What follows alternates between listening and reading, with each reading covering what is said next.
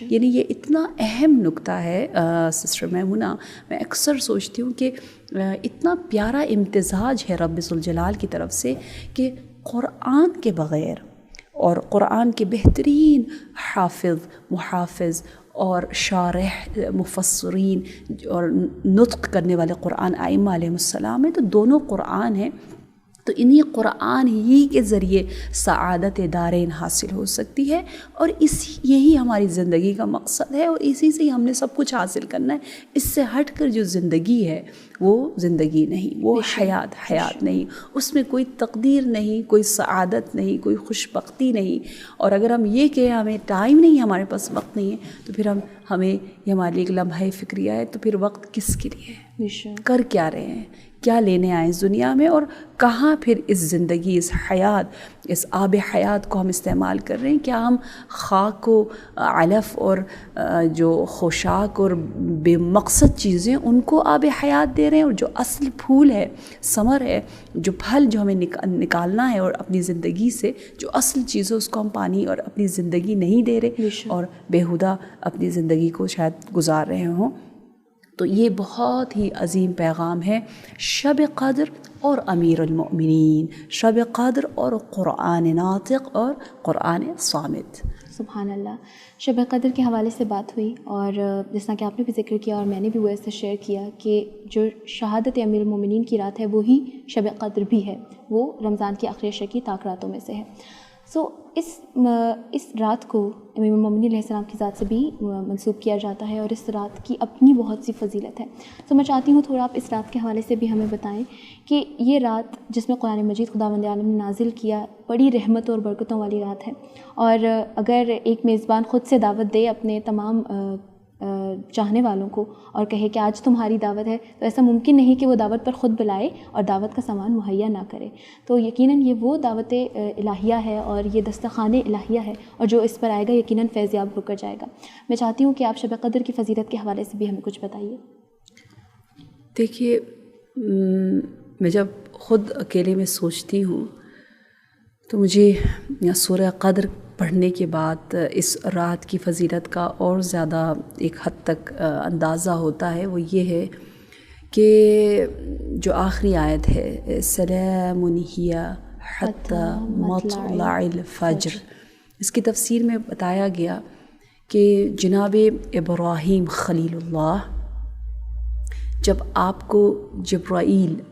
امین اللہ نے سلام کیا تو وہ لذت اور وہ احترام، وہ اکرام، اس کے جبرائیل سلام کرے کسی کو،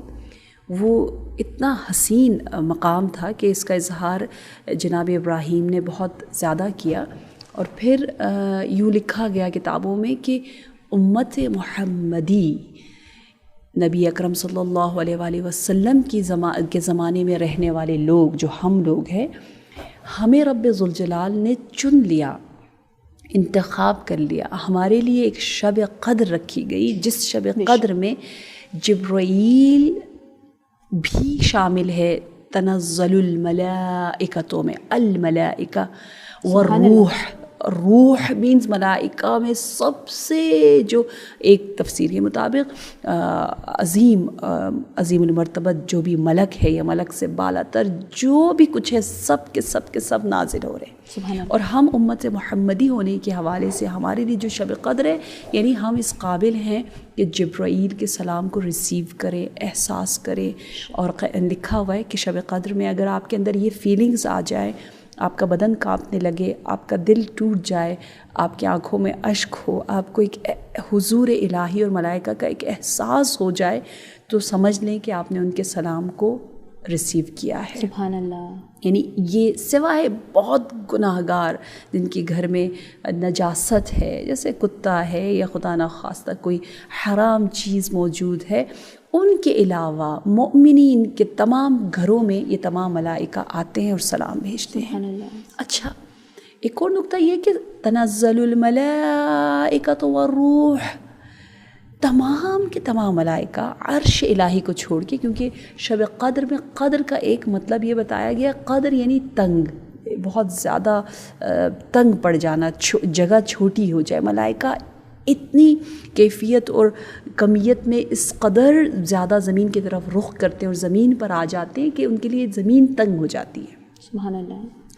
پوری عرش الہی کو چھوڑ کے، کائنات کو چھوڑ کے اس سولر سسٹم میں آتے، تمام کہکشاؤں کو چھوڑ کر ایک چھوٹے سے پلانٹ مینز اس زمین کی طرف ان کی توجہ ہوتی ہے. زمین میں بھی تمام لوگوں کو چھوڑ کے، جگہوں کو چھوڑ کے صرف اور صرف جہاں پر مؤمنین ہیں، مؤمنین میں جو لوگ جاگ رہے ہیں، جاگنے والوں میں جو ان کا عقیدہ محکم ہے، کامل ہے، ان کی طرف ان کی توجہ ہے. کتنی بڑی بات ہے کہ سب کچھ چھوڑ کے وہ ہماری طرف آ رہے ہیں، اور ہم اگر غافل ہیں، ہم اگر تیار نہیں اور اپنے آپ کو اس قابل بھی نہیں سمجھ رہے کہ ملائکہ ہم پر درود اور سلام بھیجیں اور ہمارے لیے دعا کرے، اور کہتے ہیں ایک فلیگ اور ایک پرچم لے کر آتے ہیں جس میں لکھا ہوا ہوتا ہے امت مذنبہ اور رب غفور. یہ امت تو گناہ گار ہے لیکن ان کا رب بڑا مہربان ہے. یہ لے کر 70,000 ملائکہ ہر کونے کو پکڑتے ہوئے ایک عجیب سین بتایا جاتا ہے کس انداز سے وہ ہمارا احترام کرتے ہیں مومنین کا، اور ان کو دعوت دیتے کہ ان سلاموں کو قبول کرو. اب اس کے لیے ہمیں اپنے آپ کو انشاءاللہ بہت، اسی لیے رجب کا مہینے سے ہی آغاز کیا گیا کہ ہم کم از کم تیاری کریں.